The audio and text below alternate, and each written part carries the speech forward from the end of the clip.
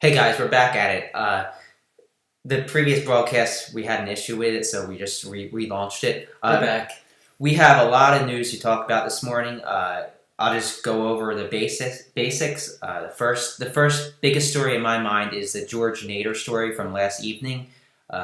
Several outlets broke this story. I believe it was the Washington Post at first. Basically, the gist of it all is that George Nader, an advisor for the Crown Prince of the United Arab Emirates, was arrested in the beginning of this year in January. This leads to ties that are seemingly apparent between the Trump campaign and the UAE now. We'll get further into that in a little bit. Other stories that we want to cover are the resignation of Gary Cohn, one of Trump's chief economic advisors. And we'll talk about why this is so big for Trump or so detrimental to his administration.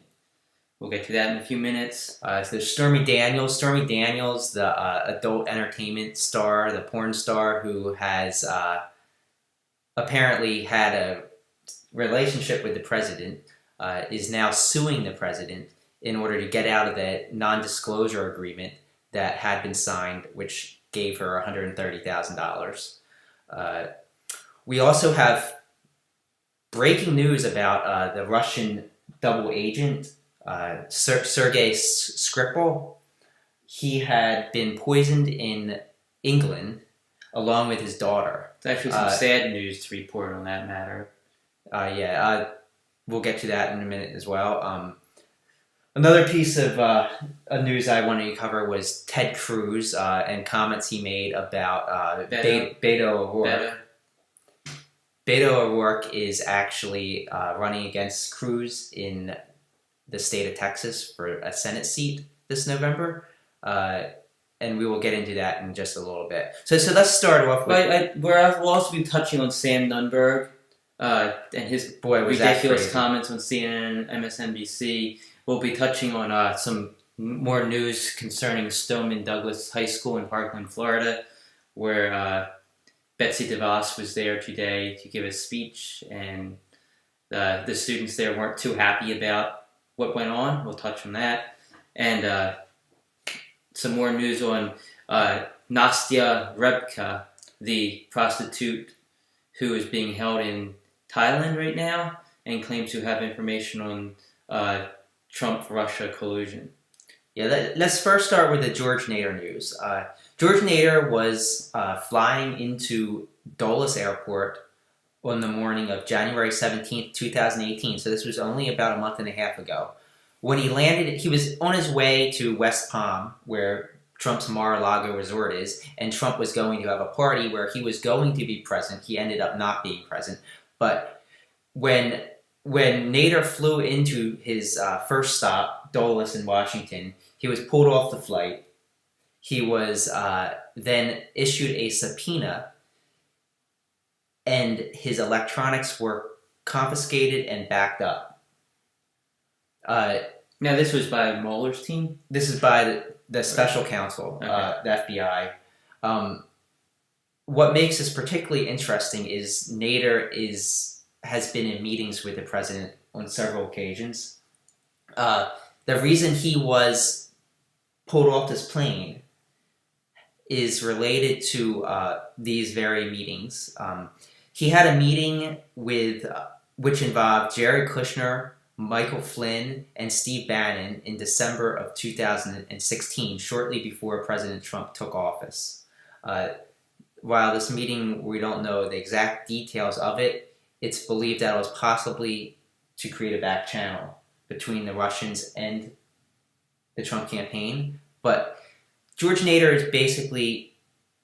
The whole reason this George Nader story is so huge is because it's alluding to the fact that the Trump campaign may not have only colluded with Russia, but may have colluded with the United Arab Emirates. George Nader is directly tied to the Emirates. They believe that he may have been trying to influence the Trump's policies. But by colluded, we're not referring to helping him win the election, like we inferred. Well, that is actually one of the things they're looking into. They're looking into whether the UAE provided funds to the Trump campaign in exchange for influence over them, and that's just huge right there. Yeah. I mentioned this December 2016 meeting with Flynn, Bannon, and Kushner that Nader was present. There was also a meeting in Seychelles, which included Eric Prince, who's Betsy DeVos's brother. Yep. This was also thought to have been about a back channel communications between Trump campaign and Russia. So that's another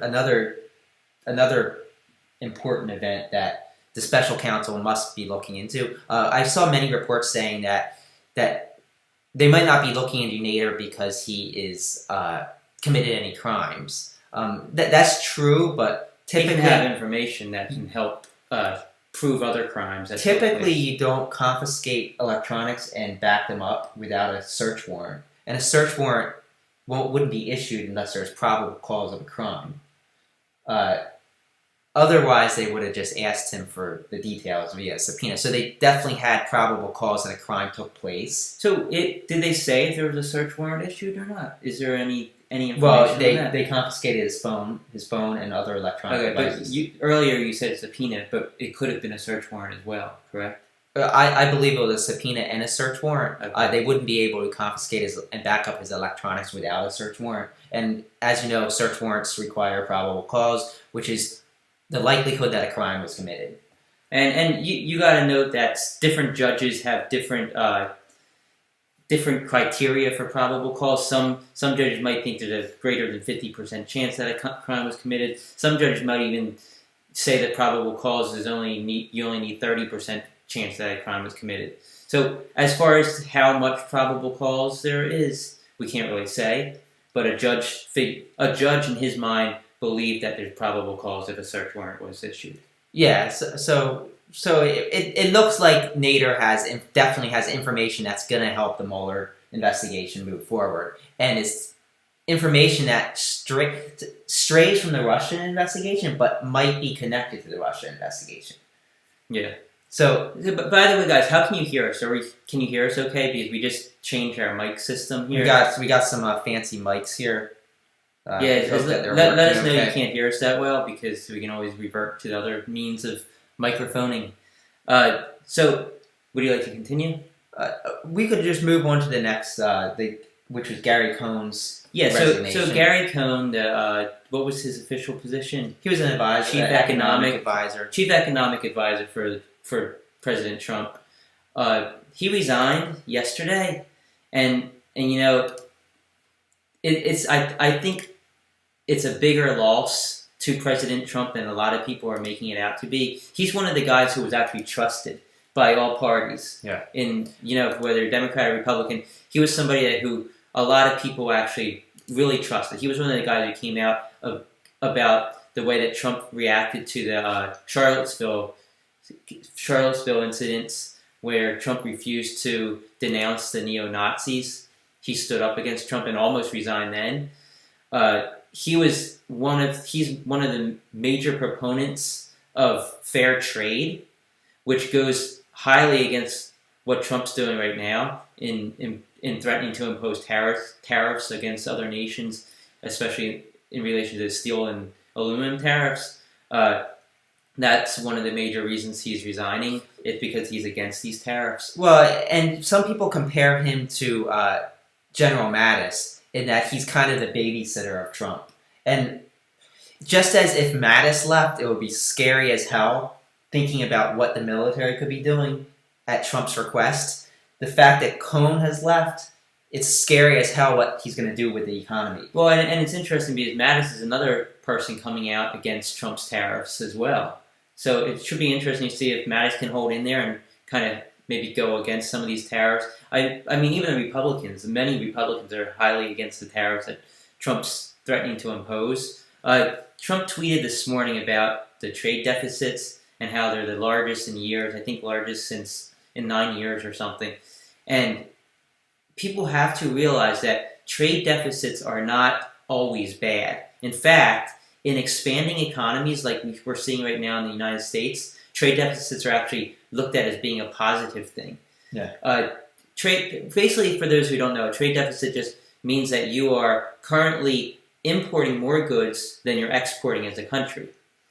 So basically, you're importing more stuff than you're selling to other countries, meaning you have a need and a desire for more products. Perhaps that means that those products are not being made in the United States. Perhaps it means that not enough of those products are being made in the United States, so you had to bring them in from other countries. That's not necessarily a good thing. It's just a sign that our economy's producing very well. We have money. We're willing to spend our money on other things. So a trade deficit isn't a bad thing, like Trump is actually saying. Well, and now it's being it's the opinion of many in Washington and economists that the president is going to actually expand these proposed tariffs to China and try and cut off some of Walmart's main suppliers, which is going to be devastating for America. And then China's going to fight back and put tariffs on our products. It's just going to spiral out of control. Well, and with Cohn not in there... Well, that's the thing with tariffs. Okay, so Trump is imposing these tariffs on steel that's being imported to the U.S., so all the companies in America which use steel are going to start either paying the higher prices that the American companies are charging, or paying the higher prices that they with the tariffs from these foreign countries. So the price of steel in America is going to go up for companies which use steel, whether it's construction companies, car manufacturers, whoever uses steel, you're going to pay more, and in turn, those costs are going to make them lay off workers or transfer those costs to the buyers of their products. Now, we're also going to see other countries like China, Mexico, retaliate. The EU retaliate by imposing their own tariffs on products that are exported from the U.S. to their countries. And that's going to be another stepping stone to hurt American countries as well, because countries sending products overseas are now going to be faced with tariffs, so meaning they can't charge as much for their products, or the other countries' citizens are going to be buying the same products from other countries who don't have tariffs imposed against their exports. Yeah, and Trump's talking about his infrastructure plan and how it's this great plan. What's one of the main materials used to rebuild roads, bridges, tunnels? Steel. So and same goes for the oil industry, which uses steel pipelines. He's undermining his own plan. It doesn't appear that he realizes what he's doing, how much damage he's possibly going to do to the American economy. And without Cohn being there, who knows what's going to happen next. He's probably going to expand these tariffs. He's probably going to pull out NAFTA. It's going to be a mess, and it's going to hurt our economy harder than it's going to hurt our allies' economy, who he's trying to seemingly hurt. And somebody asked, how is this affecting Russia? How is this helping Russia? And one of the top ways it's going to help Russia is Russia's main goal is to create chaos and hurt the economies of Europe. And this is doing just that. Well, and not to mention the U.S. oil industry relies heavily on steel and heavily on steel imports. So the price of steel is going to increase with the tariffs, whether you're buying from another country or from America. And so the price for the oil industry to operate is going to go up, meaning we're not going to be able to what's the word I'm looking for? You don't mine oil. I don't know what word I'm looking for, but in order to get oil from the ground, it's going to cost America more money, which helps Russia, who is one of their major industries is oil. Yeah. So all around, this resignation of Cohn is probably one of the biggest resignations yet. I would argue that it is the biggest because he was so important and he had so much influence for policies which are really going to hit home, I believe. Absolutely. Let's move on to the Sergei Skripal poisoning. It came out today, just actually about an hour and a half ago.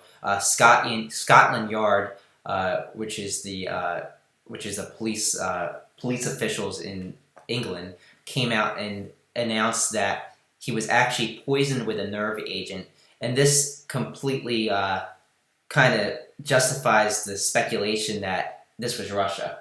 And the fact that Russia is actually killing people in another nation is scary as hell. And I, in my personal opinion, this is a warning message to those who may be thinking about testify in the Mueller investigation about Russia. I don't know. I mean, that's speculation, but that appears to be. He also had this Skripal guy also had connections to Christopher Steele. Yeah, we don't know the exact connections. We don't know if they were just coincidental or and it was years ago. So we can't really. We don't want to speculate on that too much.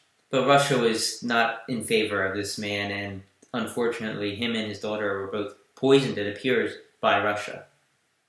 Yeah, and the fact that they said they're investigating this as a attempted murder, an act of terror, and the attempt is via a nerve agent. I don't know. I think this is probably to send a message to other people who might consider turning over information on the Trump-Russia investigation. But I don't know that for a fact, and nobody's going to know that for a long time, I don't think.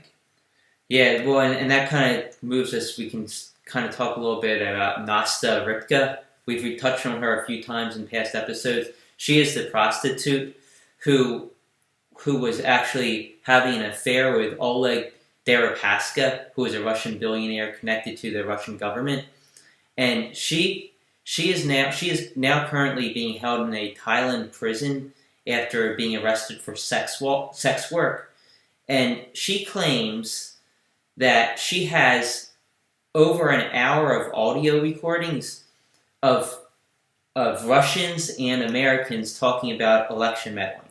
Whether we can believe her or not, we're not sure, but they are talking about deporting her back to Russia, and she is afraid for her life because she knows that the Russian government is not fond of her. Well, that's the thing. Like, I would be scared to death as well. But if she was lying, then why would she have created this mess for herself? Why would she lie and create this mess for herself? She knows that if she lied and said this, she'd be a target of Russia. If she's telling the truth, she can hope to escape it. Well, and if she's lying, America's not going to give her freedom in the U.S. Yeah, they're not going to, they're not going to give her political asylum if she's lying about this. No. If she doesn't really have audio tape. So I don't know what's going to happen. In order to get to her in Thailand, I would think that would be the Secretary of State's job, combined with President Trump, and obviously Trump's not going to want her to testify against him. So it should be interesting to see if Mueller tries to do anything in order to get this information from her and perhaps give her asylum in exchange for it. Or if perhaps another country like the United Kingdom or another European nation decides to do that and then provide the information. And will Thailand let them do that? Does Thailand have a deal with Russia? That's another question. That's something we don't know. The fact that they arrested her, is it a coincidence that she happened to be arrested, or was she arrested because Russia told Thailand to arrest her? But I would imagine that she's in the process, or she has already given this information to somebody else unknown to Russia. But that's what I imagined. I imagine somebody else has this information, so if something were to happen to her, hopefully that doesn't happen, the information will get out some way or another. Yeah, we hope, and we hope nothing happens to her. Hopefully somebody can actually get this information from her, but absolutely. The other big story breaking this morning was Stormy Daniels. As you know, Stormy Daniels is a porn star who Trump allegedly slept with when shortly after Melania Trump gave birth to Barron. And shortly after they were married. This happened in 2006 and 2007. And there had been a $130,000 payment made by Trump's attorney, Michael Cohn. The payment was as a part of an NDA, non-disclosure agreement, which would force Stormy Daniels to pretty much shut up about her relationship with the president. Stormy is now challenging the non-disclosure agreement and saying that it's basically worthless. It's been breached. It hasn't been signed by Donald Trump himself, so she's saying it's not any good.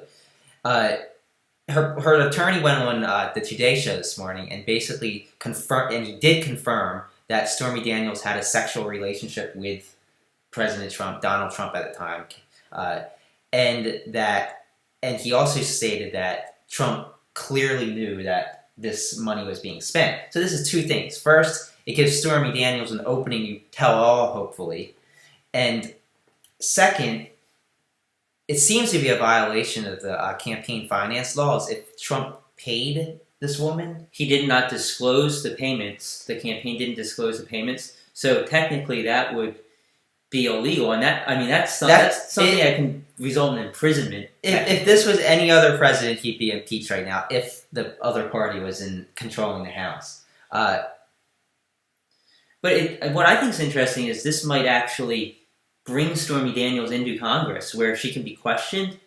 about some of this stuff, and it could if they actually care, which it doesn't seem. Or perhaps we had to wait until 2019. But we could actually see President Trump have to testify about this. And would he deny having sexual relations with her? We could see a whole other Bill Clinton scenario. Well, by then, hopefully it's too late and he's already been brought up on other charges or at least referred for charges. Another interesting point from Stormy Daniels' attorney's interview today on the Today Show was that he said that she is ready to hand that $130,000 back to Michael Cohen if that's what the court deems to be fair, in exchange for her allowing to tell her side of the story.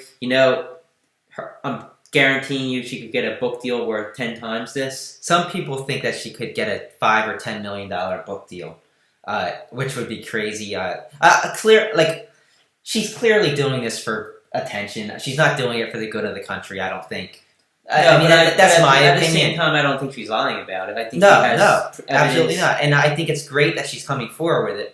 But clearly, there's more than just the goodness of the country. If it was about the goodness of about the benefit or the goodness for the country, I think she would have forwent the $130,000 in the first place and would have come forward about it before the election. But something else, a good point that was brought up was that this is going to force the president's hand.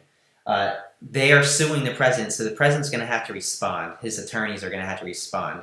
Right now, I don't know if Michael Cohen's handling this or another attorney, but they're asking for an arbitrator rather than a judge. If there is an arbitrator, then it's going to be a secretive matter. If there's a judge, then it's probably going to be out in the open. I don't see why they should get an arbitrator. Yeah, and that was just a request by Trump's attorneys. So most likely the arbitrator is probably going to be rejected. It's going to be interesting to see what happens. Should we move on?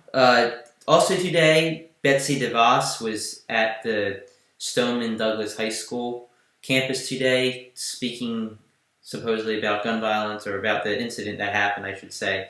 And the students at the school are furious about what went down today. Yeah. Apparently, she didn't take questions from students. She refused to meet with students, and she talked about therapy dogs. Dwayne Wade, on the other hand, attended the school, and he was all the students surrounded him. He was very supportive of them, and I saw some students tweeting about how, Dwayne Wade should be the education secretary. He cares more about us than Betsy DeVos. Yeah, he'd probably do a much better job. This also ties into a debate in the House, Florida House today. They're actually looking at allowing teachers to be armed. They're offering $400 million for training programs for teachers. They're also trying to increase the age to purchase guns to 21. And this is being met with criticism and some praise. While the age limit, in addition to the age limit, they're also trying to increase the waiting period to purchase a weapon from 1 day to 3 days, which is great for crimes of passion, but these mass shootings are planned out well in advance. They're planned out weeks or months in advance. So a 3-day waiting period is not going to do anything. Arming the teachers, just in my opinion, just why not arm some security guards? I agree. And the age limit, that's great. I think that's one of the only positives in all this. Well, but okay, so it has to be approved by the House and the Senate, and then it has to be signed off by the governor, I believe. And I don't know if Governor Rick I'm not sure what direction this is going. I believe the Senate already approved most of it. So the House approves it, and then there's after 15 days, if there's no, I think maybe if the governor doesn't veto it in 15 days, it will be signed into law. I just wonder what's going to happen. I wonder if he will veto it. I wonder how much I don't think they will. For Republicans, the only negative is the age limit increase. Really, they're all for NRA teachers. That, the NRA wants teachers to have guns, so they'll sell another $400 million in guns. It's like I think that's the worst idea ever, arming teachers. Yeah, there's definitely better ways to handle that, and I think just security guards. They're spending $400 million to train teachers. Why not spend that on employing security guards? Yeah. Also today, Jeff Sessions announced that he is directing the DOJ to sue the state of California for being a sanctuary city. This has had a lot of feedback from both sides. I'm kind of in the middle on sanctuary cities as well. Personally, I think there's a fine line there. Yeah, I think it's up to the states to decide. I feel that typically a sanctuary city has less crime than if they weren't in a sanctuary. There's less crime among them. Yeah, I think I just think we need to solve the whole immigration problem so states don't have an incentive to become sanctuary cities. Yeah. I think we just need to get together as a country and come up with ways to solve the problem. And Trump obviously doesn't care about doing this. Yeah, he's just I think there are 7 bipartisan plans on DACA already that have been approved by Congress that President Trump has not signed off on, and he blames them. He blames the Democrats after Democrats and Republicans both agreed on a solution several times. It's just craziness. Yeah. Another quick story I want to touch on is our remarks from Vladimir Putin. Today he actually made a statement giving his opinion of President Trump, and this is what it reads: "I have no disappointment at all. Moreover, in regard to Trump. Moreover, on a personal level, Trump's made a very good impression on me." No kidding, right? Of course, he's made a good impression on you. Of course, he's doing everything that possible to push your agenda forward. No one cares what you think, Vladimir. No one cares, except Donald Trump. And he's going to be poisoned next. Don't say that. Watch for those aerosol nerve agents. Yeah, or the radioactive isotopes. Yeah. So now we could turn to our Krassenstein Live comments. If anybody has questions, tweet with the hashtag Krassenstein Live that you see in the upper left corner. Right above Brian's head right there. Carolyn Parker asked, "Why is Trump attacking Canada with tariffs and saying China is the target? What do we do?" That's an interesting point because actually, Canada has we have a trade surplus with Canada. Yeah. What's your take on this? Maybe they're extremely liberal. Maybe he just doesn't like them. Well, I think it's mostly about NAFTA. I think it's mostly about the trade deals, and he's basically using these tariffs as leverage in order to get what he wants out of NAFTA. Yeah, and now Canada's going to put tariffs on us, and it's just going to go out. Trade wars can spiral out. They escalate quickly. Yeah. And one of the factors which led to the Great Depression in 1929, 1930, there were tariffs. Herbert Hoover put tariffs. And that's not the entire cause of what happened in the early 30s, but it had a very Herbert Hoover is viewed as not such good president because of the tariffs he imposed. And helped result in the Great Depression. And you got to realize that 2018 is a lot different than 1929. Globalization took effect. It's a global economy now, whereas back in 29, it wasn't so much global. Exactly. And it's just crazy. He's shrinking everything down. He's dividing the world, and that's not the way we should be going. It's protectionism, and that's not. No country that has gone down that path has ever succeeded. Nope. Let's see. Another question on Krassenstein Live from Eric Johnson. What Russia-Trump collusion? Oh, okay. He says, what Russia-Trump collusion? Still zero. Lots of DNC Clinton GPS steal stuff, though. Oh, by the way, how's that blue wave thingy going for you? What Russia-Trump collusion? I would say there's been several indictments, several guilty pleas, many Russian indictments. There's been evidence that we've seen as the public that show that Trump and Russia were having communications before the election, during the campaign. Collusion's not the crime that they're looking for. They're looking for conspiracy against the United States. And there's been so much evidence that there's been ties to Russia. There's been back channel communications. There's been secretive communications with Russia. There's been how many? Five guilty pleas, 4 guilty pleas, something like what?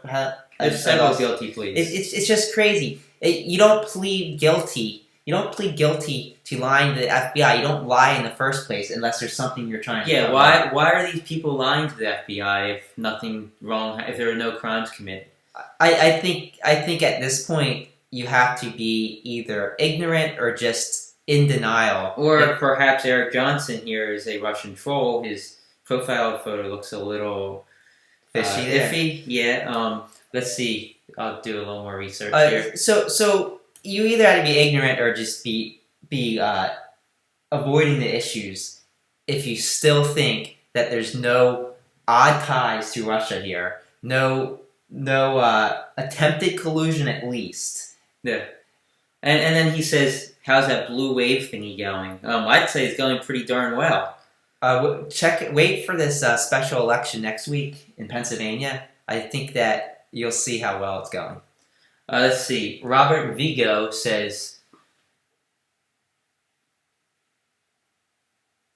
I don't know what he's referring to, but he says, like a boarding school of bad peas. What the hell? We're becoming numb to this scandalous White House and its disgraceful actions. A shame against our nation's beliefs. We lost trust and respect, not worthy of our nation. I agree, to a certain extent. Somebody asked, how much longer do you think Trump will be in office? We get this question a lot, and we just don't know. I've actually tweeted several times that I'll delete my Twitter account if he's still president by December 31st, 2019. So that gives you, what, about 20 months? 21 months? There's another comment from, where did it go? Oh, from Chioma, and he says, or she says, I'm not sure, who is David Dennison? So David Dennison is the alias that Donald Trump used on the non-disclosure agreement with Stormy Daniels. That's his name that I guess either him or Michael Cohn chose to be his alias, which is kind of funny. Dennis Davison's actually a former Republican congressman, which I find interesting. I wonder if there's a lawsuit, could be a lawsuit there for using his name. Well, I mean, he's a former Republican congressman. I don't know too much about him, but it's interesting. I don't know if that was a motive for using a name, or there's a lot of things people are wondering. Double D, DD. We don't know. All right. Anyone else have questions or comments? Tweet at us using hashtag Krassenstein Live. I think we have a few more here. Mohammed Abdi says, can Donald Trump finish this year in office? I think he will finish this year in office. 2019 is going to be, I think, when everything starts coming out. We'll have to see. Nobody knows for sure. Robert Mueller probably is the only one who knows of a timeline where he thinks will show when he thinks he'll actually provide a referral to Congress if he comes up with any crimes. It's just something we're going to wait and see about. Somebody brought up Sam Nunberg, and we didn't talk about that. I happen to have his phone number right here, and I thought maybe I'd give him a call and see if he picks up.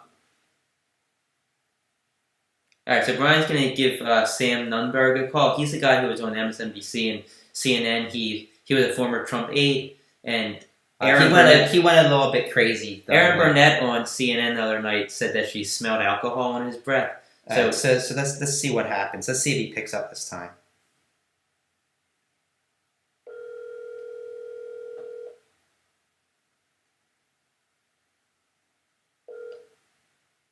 Hello?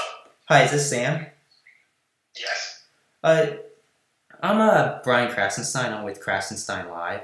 I was wondering if I could just ask you a few questions. I'm trying to get my things done. I don't have a relationship with you. I'm sorry to be rude. No, I can't do anything. You can call me next week. Okay, but stop calling me until next week. The reason I've answered this number is you called me 8 times. I don't have a relationship with you. You shouldn't do that. Okay. Yeah. I'll give you. Call me next week and we can check in. Okay. Okay. Thank you very much. Thank you, Sam. Please. All right, so that was Sam Nunberg. Ryan just gave him a call. He's not interested in talking right now. I assume his lawyers told him not to speak to anyone. But he said that we can call him back next week, so maybe we'll try next week. Yeah, tune in next week and we'll call Sam Nunberg again. Yeah, that was interesting. At least he picked up. All right, so anyhow, Sam Nunberg's a former aide of President Trump, and he actually went on CNN and MSNBC the other night and said that he was not going to cooperate with a subpoena that Robert Mueller provided to him. He was saying some off-the-wall things. People were wondering if he is perhaps on drugs or drunk, and later on, he went back on CNN, and Erin Burnett interviewed him, and she actually approached him and said, listen, a lot of people are saying you're drunk or on drugs, and I do smell alcohol in your breath. What do you have to say about that? And he denied being drunk. He denied having a drink of alcohol. I don't know what else to say. It was just... He's changed his mind now, and he says that he will cooperate with Robert Mueller. It was almost sad to watch, and I do feel that maybe he has a substance abuse issue, whether it's alcohol. He was on antidepressants. I actually feel for the guy, and I think it was kind of... I didn't expect him to pick up there. I didn't think that was actually going to happen. I thought it was just going to be his voicemail like I got before. But I kind of feel for the guy. I think that maybe he could be scared for his life, whether this whole Russian thing... I don't think he's going to face any criminal charges. I think he's very close to Roger Stone, who may very well face criminal charges, and I think he's kind of defending Roger Stone. I think he's close to him, and he likes Roger Stone, and I think he's just trying to protect him. I don't foresee him facing any charges unless he ends up lying to Robert Mueller about something, which I don't think he will do. He doesn't seem like somebody that will do that. He doesn't like Donald Trump. He was angry at Trump for firing him, for not being respectful to Roger Stone. So it should be interesting how that unfolds. And Roger Stone says that Nunberg's his own man and he doesn't have to protect me. It's just kind of... Roger Stone is clearly in deep trouble. Nunberg specifically said that they're trying to get Stone on perjury charges, and they're trying to have him testify against Stone. So we know Stone has charges coming. My guess is that he's going to be one of the next to be indicted, and then that's going to lead to WikiLeaks, and then that's probably going to lead to Trump, and they're going to try and connect the emails that WikiLeaks had from Russia to Roger Stone to Trump, and that's the route that they're going to take. It's definitely going to be interesting to see how this all unfolds, and I hope Sam Nunberg I hope he's okay mentally. I hope he's not in a bad place. Yeah, I hope that people are checking in on him, because he did seem... If any of you watched those interviews he had on, Monday night, it was way out there, and you could tell something was up. It could just be a lot of stress getting to him. We don't know. Yeah. So, any other questions? Let's see, there's some more comments on Krassenstein Live. Christy says, once Trump is out of office, however long that is, I'm hoping jail. How much work do you think it will take to get our nation back on track? It really depends. It depends if Congress and the Senate are willing to come together to fix things. Depends who's controlling the House, who's controlling the Senate, who's controlling the White House. I think there's a lot of big ifs. I think if we get a Democrat in office as president, a Democratic House, and perhaps a Republican Senate, I think we get things working. Even if we get a Republican president and who's more moderate, and a Democratic House and Democratic Senate, I think that'll be good. I think we're going to need somebody who's pretty moderate, no matter whether they're Democrat or Republican, as far as the White House goes. There's actually some breaking news right now. ABC is just reporting this right now, and the headline is, several White House staffers terminated or reassigned for security clearance issues. Several White House staffers have been terminated or reassigned for issues related to their security clearance, with at least one individual employed in the office of the First Lady relieved of duty, sources with direct knowledge tell ABC. The list of several other individuals with security clearance issues that are under consideration for possible termination or reassignment in the coming days, sources also tell ABC. So that's interesting. So it looks like the White House is actually purging those that have security issue problems. Yeah, but it's not in chaos because President Trump says the White House isn't in chaos. Yeah, 23 of the cabinet members or staff members that Trump that were signed in the day after inauguration, or January 22nd. 23 of them, only 9 of them are left, who have not either resigned, were fired, or planned to resign. So, let's see. There's some more questions on Twitter with the Krassenstein Live hashtag. Remember, if you have any questions or comments, send a tweet to us with the hashtag Krassenstein Live, and we'll try and get to them. Just an old gal says, what do you think will happen with Trump if Dems take back Congress in November? What do I think will happen with Trump? I think he'd be a lot more likely to be indicted. I mean, not indicted, impeached, I'm sorry. But I think they're going to wait until referral is handed down by Mueller. And I think I think Democrats will take the House back. I really do. And unless something changes drastically between now and November, they're going to win the House. Exactly. So once that happens, there's definitely a much greater likelihood that he'll be impeached. It's almost a certainty as long as the House is owned and that's going to probably coincide with Robert Mueller handing down some sort of referral, whether it's only obstruction of justice or if it's some sort of conspiracy or RICO charges. I think that's going to happen. I think it's going to be much more than obstruction of justice. But what I'm saying is, I don't see any way Mueller doesn't come out with any sort of referral for charges against President Trump. I just don't see it happening because it seems like obstruction of justice is like there. It's like we can see he obstructed justice. We don't need Robert Mueller to even show us that. It's in the public domain. Evidence is in the public domain that he obstructed justice. So then we get impeachment, and then if he's impeached, if the House votes to impeach him, it'll go to the Senate, which I'm guessing it's still going to be Republican by a narrow margin. It's possible it could switch to Democrat. It's interesting what happened in Mississippi, though, with the Republican senator stepping down. He's 80 years old. What was his name? I can't. I don't. But that opens up a possibility for a Democrat too. Mississippi's pretty red, though, so it's So then it has to be a 2/3 vote in the Senate to kick Trump out of office once he's impeached, and that's gonna be hard because you need a lot of Republican votes.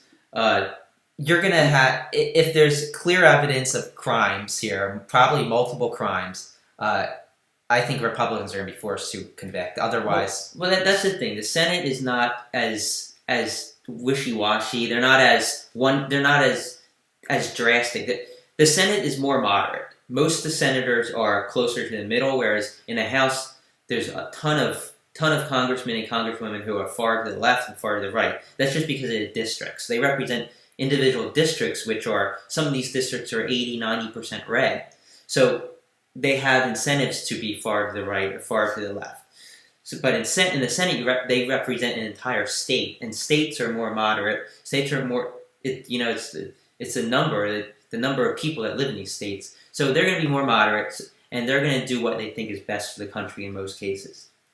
Yeah, no, I agree.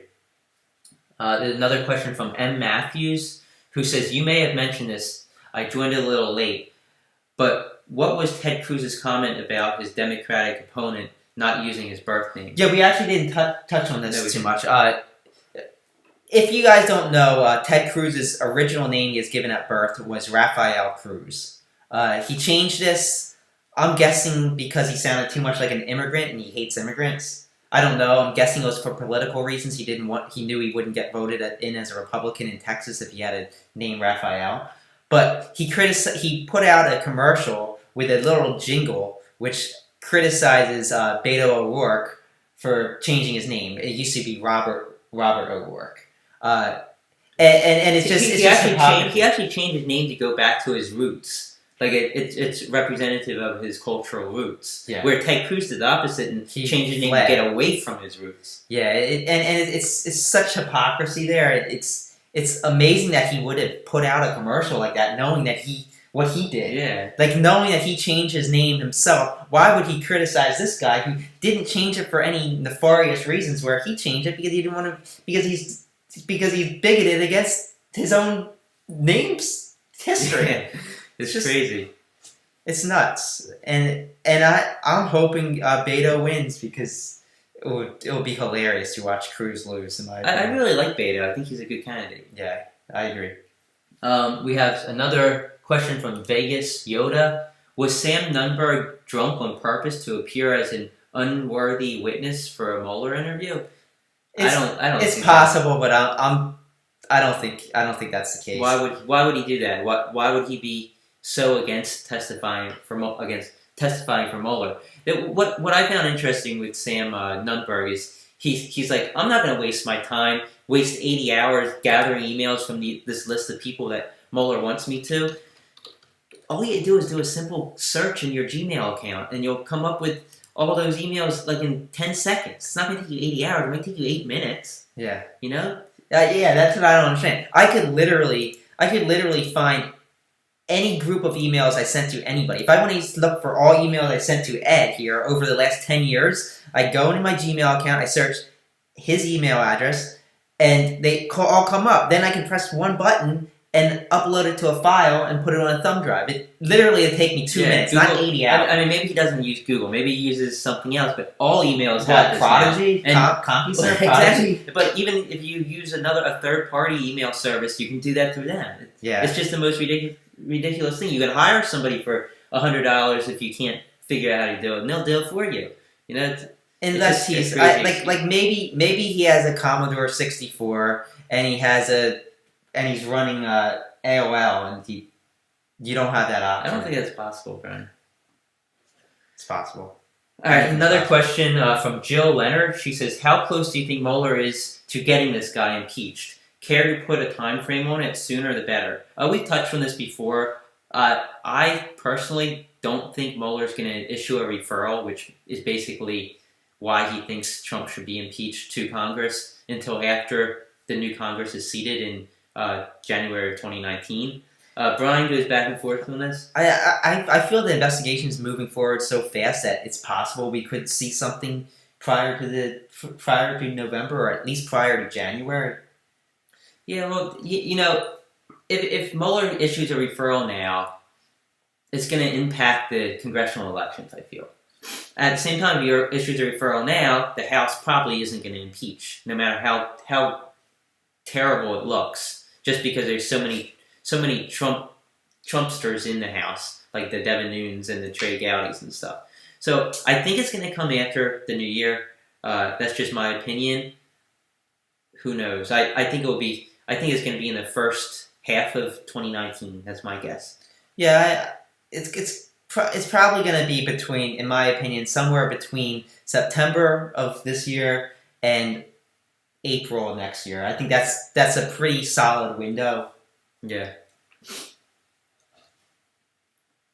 Again, if anybody has any questions or comments, feel free to tweet at us with the hashtag Krassenstein Live right up there. Brian can take a few questions from the chat box if he wants. Yeah, I'm looking at the chat box if you guys have any questions over there.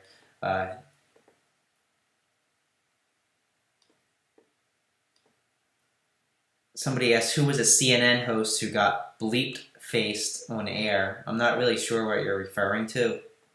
Somebody said, what about Rico? Ed and I talked about this several times, and we definitely feel that Mueller is working on a RICO, which is a racketeering case. And that in itself should be scary to Trump, because he could be basically face charges based on everything anybody did in the whole racketeering. Yeah, so if the RICO case is brought against those 14 Russians who were indicted a couple weeks ago by Mueller, the Russians who worked on hacking the DNC, which I think there's going to be an indictment coming out shortly, as well as Manafort and whoever else. It wouldn't be Flynn because he's cooperating. But everybody in that indictment could be held accountable for all of the crimes that the entire RICO or the organization took part in. This is how the government goes after the mafia. They basically charge the entire organization with all the crimes that are committed by everyone within the organization. Yeah, this is how they go after mafia members a lot of times, or the government's been using it a lot against internet criminals too, where there's big groups of fraudsters online who get together and defraud others. So it should be interesting. I know that Attorney General in New York, Eric Schneiderman, is also working potentially on a RICO case. So all this should be pretty interesting. We'll see how things unfold, though.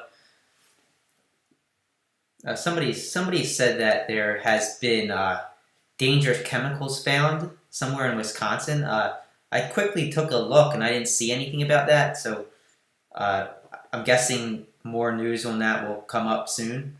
I haven't really seen anything.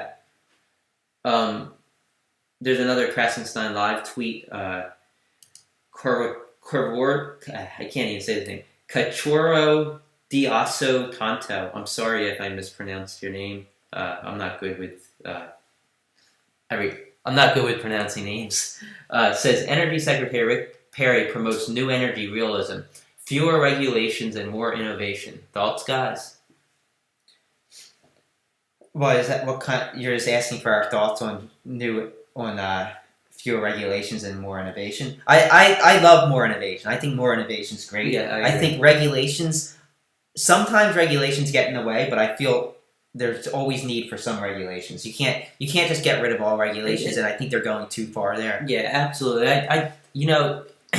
Regulations can be beneficial to protect consumers and protect everyday Americans, and I think that's something that you can't just deregulate everything. Innovation is very important, and so I think there has to be a good balance there. I'm pretty moderate when it comes to regulations. Like a lot of people on the far left want to regulate everything, and I'm not for that. But then there's people on the far right that want to deregulate everything, and that means hurting the environment, hurting our kids' futures. Yeah. And you just got to find a middle ground there. I think Trump is too far to the right. I think people like Bernie Sanders were a little too far to the left. There's actually a report out yesterday, and it was basically talking about Obama's various regulations, and it showed that basically for every $1 billion he had the American people spend for regulations, it returned like $8 billion.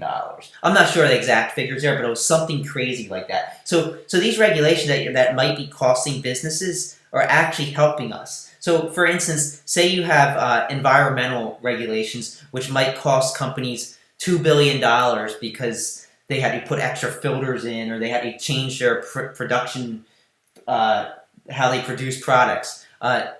In return, that might be saving. It might cost $2 billion, but it might save $20 billion in health issues and medical bills and cleanup crews and all that. So basically, it showed that the Trump White House put this report out, and it showed that Obama's regulations were pretty much a boon for the economy. Well, most of the time, regulations are beneficial to individuals. Regulations are usually anti-corporation. Anti-corporation, good for the average American. Yes.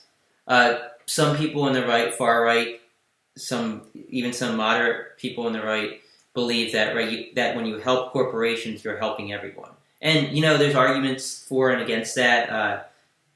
I tend to think I think it depends how you're helping the corporations, but a lot of times when you help corporations, they only help themselves. Well, take for instance these tax cuts. New figures came out by the New York Times, I think it was on Monday, and it basically showed that out of all the money that corporations saved from these tax cuts, only 6% have gone to new hirees or to increasing wages. The other 94% has been stock buybacks, extra dividends, investment in new products. But so it's not helping them. A huge amount of stock buybacks. For those who don't know, that this is when a company takes that money, the extra money they have, and they buy their own stock, which basically pushes the price of their stock up, and they become owners of more of their own company. Yeah, there's less outstanding shares out there, so their shares represent a bigger percentage of the company. and that helps shareholders who. So there's some. I mean, we own stocks, but the majority of the market's owned by the wealthier individuals. Yeah. Somebody did just send us a video link to the chemicals that were found in Wisconsin. I don't know too many details, but apparently chemicals were found in an apartment complex in Wisconsin that were very dangerous. I don't really know all the details. I'm guessing the person that's asking is kind of jumping to the conclusion that maybe it's another nerve agent issue and maybe Russia doing it. My guess is it's not. My guess it's not. It'll be interesting to see what these chemicals were and where they're actually found. Could have been somebody making meth in their apartment building, for all we know. Yeah. Somebody else, Hans Navan Saltbaumel, some of these names are crazy, I'm sorry, says, can Mueller indict Trump now? And can a grand jury impeach Trump if found being guilty? The sooner the better. And sorry, I didn't mean to insult you for having a long name. Can Mueller indict Trump now? There's arguments over whether Mueller can or cannot indict Trump. We really wouldn't know until he actually tries to, and the court has to.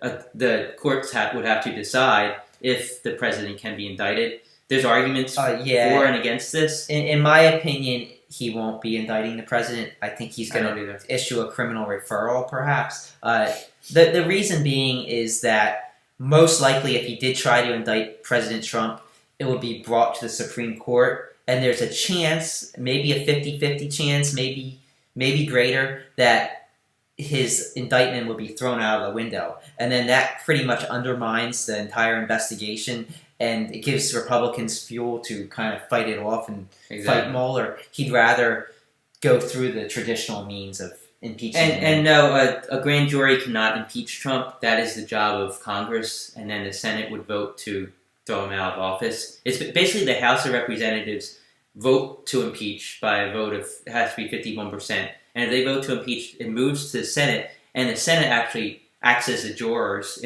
basically in a courtroom setting. And basically a trial. And two-thirds of the jurors or the senators would have to vote to throw Trump out of office. There's a few more Krassenstein Live tweets. I'll touch on one. Kachoro said that I got his name right. I'm glad, because you have a very long name. I'm going to touch on one. Somebody said, yeah, well, the stock market, the shares go up from these share buybacks. Everybody who works for these companies should own shares. Well, in reality, only a small percentage of people that work for companies actually own shares in that company. Yeah, like take Walmart for instance. If you're a cashier at Walmart, you're not getting stock options.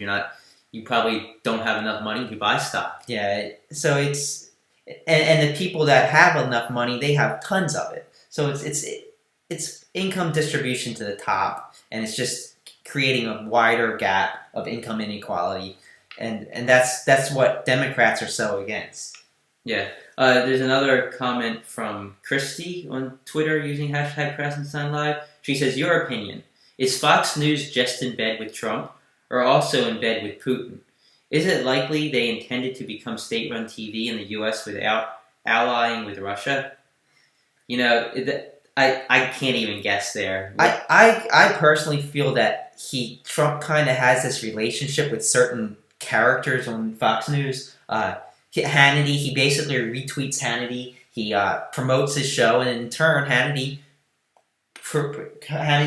kind of toes the Trump line. Yeah, it's a mutually beneficial relationship, I feel. I don't think Fox is working with Putin. I don't think they're in business with Trump. I think they're a Republican network, a conservative network, and they typically favor conservatives. But if they started reporting negatively on Trump, they're going to lose a lot of their viewers. Yeah, I mean, they are the most watched news network in America. Like, for instance, say we started saying, oh, Trump's the best, and started tweeting about that, we'd be losing I'm followers. Guessing a lot of you guys wouldn't be tuning into the show or following us. They're doing it because that's what their viewers want them to do. And just Hannity gets all these viewers. Just to clear it up, we're not doing this to get followers, or we're telling you guys what we really think. We're not trying to. We don't really love Trump, and we're just, okay, let's move on.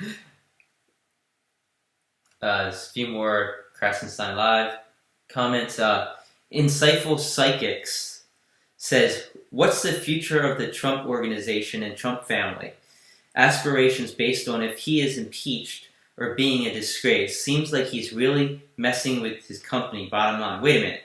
Your name is Insightful Psychics, and you're asking us the future of the Trump organization and Trump's family? Shouldn't you know this if you're psychic? Yeah, you tell us. We'd like your feedback. No, in my opinion, I think that, well, I think it is hurting his companies, but at the same time, he's doing things like he's ordering the presidential seal for his golf courses. That was actually just canceled. They canceled that. But in the long run, if Trump somehow miraculously leaves unscathed, I think it's going to help him, and he knows this. He's making money off. Yeah, it's such a marketing ploy for his business. I mean, he increased the dues at Mar-a-Lago. He has the Republican meetings there. He's profiting off of this. It's helping Ivanka's businesses. It's helping Donald Trump Jr.'s businesses. It's helping Eric Trump's businesses. It's helping Jared Kushner's businesses. Look, Kushner might end up getting all the loan money he needs because he's threatening countries with acts of policy change against them. Yeah, somebody asked about the Kellyanne Conway Hatch Act violations and why nothing's being done. Why is it being allowed? Well, it's really with the Hatch Act, when it's related to the president's the one who ultimately decides on a punishment if he actually wants to punish her. So it's really up to him, and so I don't expect anything to happen. Nothing will happen because he's going to spit in their face and say, "Tough, I'm more powerful than you. I'm not doing anything." That's typical Trump. Here's another question. This is from Mimi. She says, "Can Mr. Mueller offer his services or question Nastya Rybka?" We actually touched on this, and I think there's probably a way for Mueller to get in contact with Nastya. This is the escort who claims to have over an hour of audio recordings between Americans and Russians on election meddling. I think if he really believes her, he can do something to get this information from her. Let's hope. Michael Memis says, do you think Stormy Daniels is writing a book? That's why she sued Trump. I think she's planning to write a book. Yeah. I think she can make millions of dollars by doing so. I think she's planning on writing a book. I think she's going to probably sell her story to whoever the highest bidder is for a television show. But at the same time, I still believe her allegations. Yeah. I'm not saying she's a liar. I think she has hard evidence too, and I think that's going to come out. Yeah, I agree. So a little update on the Wisconsin chemicals. This comes from Twitter user pre-existing patient.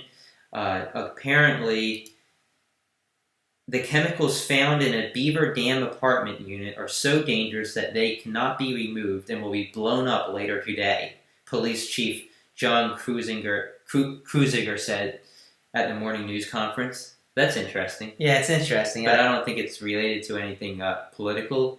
I think it's just, I think people often want to jump on the bandwagon and say, oh, yeah, this must be related. I think people need to step back, relax, get the full details. Well, we're not saying these people are doing that. Yeah, I know. It's just news. They're just passing along news because you actually mentioned it when somebody did in there. So don't go off on this guy. Yeah, no, I'm not going off on you, pre-existing patient. Let's see. A few more Krassenstein Live comments. They're really coming in. Jill Leonard says, another 2 questions from us across the pond. Looking on. What about all these White House leavers sacked? Is there anyone silly enough to take a job there? It's a poison chalice, surely. Why don't Trump sign off and implement the sanctions against Russia? Trump acts like he has resumes being sent to him where he can't even handle reading them. He has so many. But which I believe it. I'm sure there's plenty of people that want the fame and the notoriety. I would take a job in the White House if he asked to hire me. Wouldn't you? I mean, it's a good job to have. It looks good in your resume. It's just you actually have control over what Trump does. I think people will start taking the job. I think people are going to apply for the job, and I don't think he'll have trouble getting anyone. He might have trouble getting individuals who want to toe his line. Are willing to do what he wants them to do, though. And the second question she had was, why won't Trump sign off and implement the sanctions? I think it was yesterday they actually said, oh, it's coming, they're going to do it eventually. The only reason anybody can think of is that he's trying to please Russia, and that if he does do anything negative towards Russia might have compromising material on him. That's my thought, whether it's true or not, who knows? Dougie Fresh, good to see you again, Dougie. He's actually somebody who watches this show pretty much every time we're on air and has questions for us. So his question is, thanks for the afternoon live stream. All else equal, what happens if Democrats take back the House and only the House? No indictments likely, or no taking back the Senate? If they just take the House, he's going to be impeached. And once he's impeached, it's going to be up to the Senate. It's going to be up to the Senate. And if Mueller has tons of evidence against him, it's going to be hard for the moderate Senate not to. You got to figure the Senate's going to it's probably going to end up being 50-50 after the elections. Yeah. And so you need 2/3 votes. You need 2/3 of the senators to vote to throw Trump out of office. So that means that how many senators would that be? So figure you have 50 Democrats, 50 Republicans. So you have 50. You have 50 so you need 66. So you need 16 Republicans out of 50 to vote to throw Trump out of office. And I think if Mueller has damning evidence, I think they're going to have to do. You got to keep in mind these senators represent their entire state. So, and some of these Republican senators represent states that are more Democrat. So I think you'll see 16 Republicans. The Senate isn't the issue in impeachment. The House is. As long as they have the House, and as long as they have the House and Mueller has adequate evidence of crimes, in my opinion, Trump will be thrown out of office. I agree. It's the House that matters, and well, I mean, I'm not gonna say the Senate doesn't matter, but the House is a big. The House is going to be the biggest hurdle, especially if it's still Republican. If it goes Democrat, it's still going to be somewhat of a hurdle, but it's going to be a lot easier. And then the Senate, if there's damning evidence, I don't see them actually, like siding with Trump over siding with what's right for the country. I really don't. Let's see.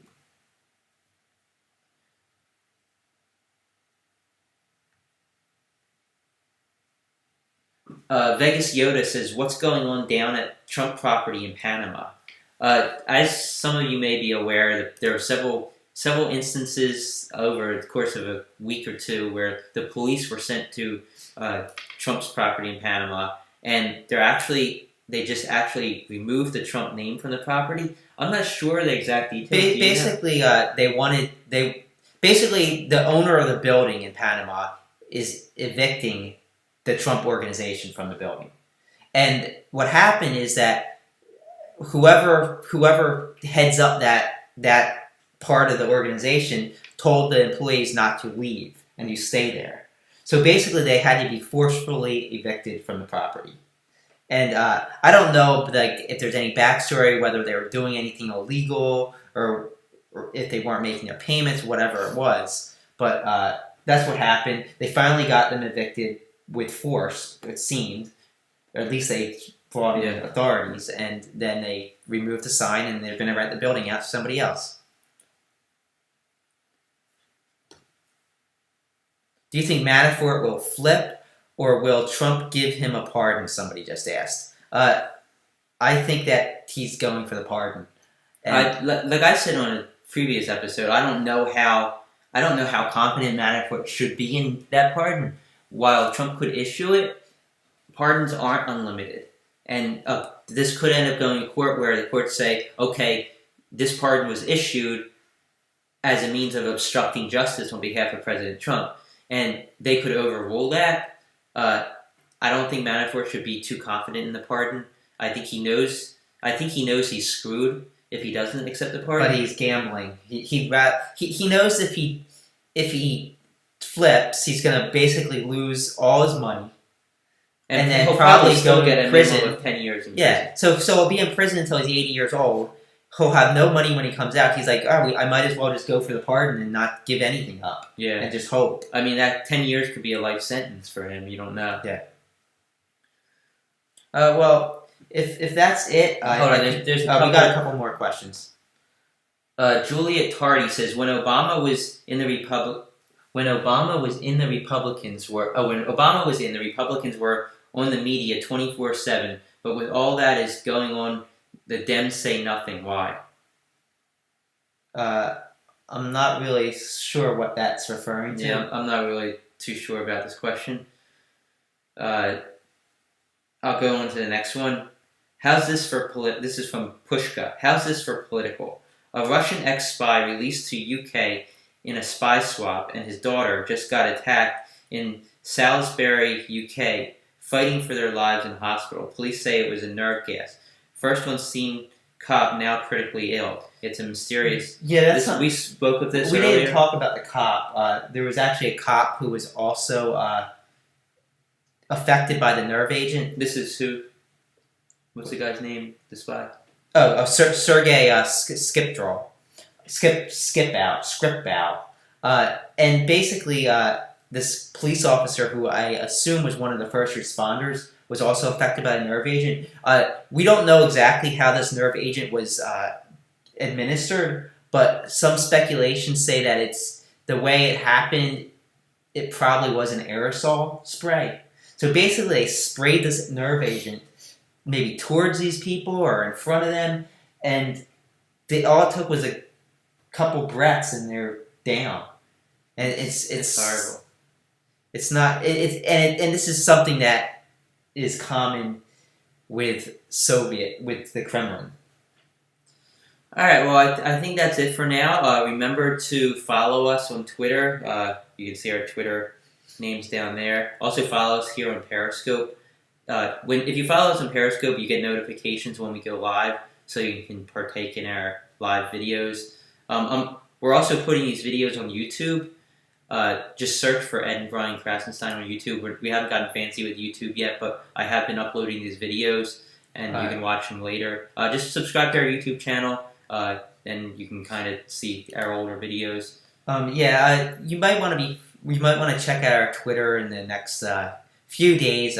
We actually have some interviews set up with some interesting people. We're not going to mention any names until we actually contact them, but we have some interviews set up that we're probably going to do a few articles about. It should give us some insight into some of the things that are happening that maybe the mainstream media hasn't touched on yet. We also expect to have Tom Arnold on one of these shows. I don't know when. He's working on his schedule because he's taking part in some in a reality TV show right now. But Tom Arnold wants to come on the show and talk about some tapes that NBC apparently has of President Trump using racist remarks.